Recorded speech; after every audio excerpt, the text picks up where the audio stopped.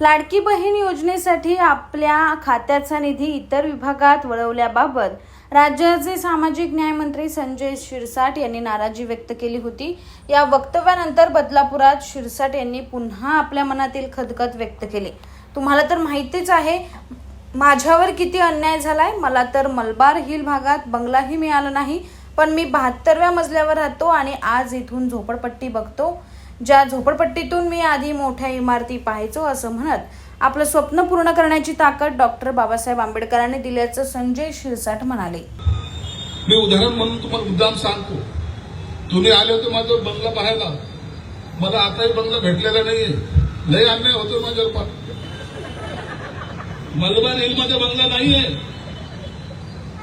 परंतु डोक्यात एखादा विषय गेला तर मी तो सोडत नाही।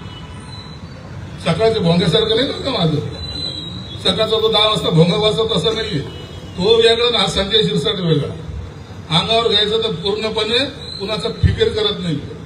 म्हणून भाऊ माझा तिथं बंगला नाहीये, परंतु एक स्वप्न मी पाहिलं होतं, ज्या झोपडपट्टीतून मी उंच उंच बिल्डिंग पाहायचो ना, मी अशा ठिकाणी घर घेतलंय की आता लोक माझं घर पाहायला पाहतात, मारवर करावं लागतं। तुम्हाला सर्वांना माहिती 72व्या मजल्यावर राहतो मी मुंबईमध्ये, बॉम्बे सेंट्रलला राहतो, जगाला सांगतो का करू नये।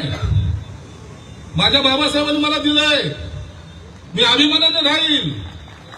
मी तुमच्या घराकडे पाहत होतो, आता तुम्ही माझ्या घराकडे पहा।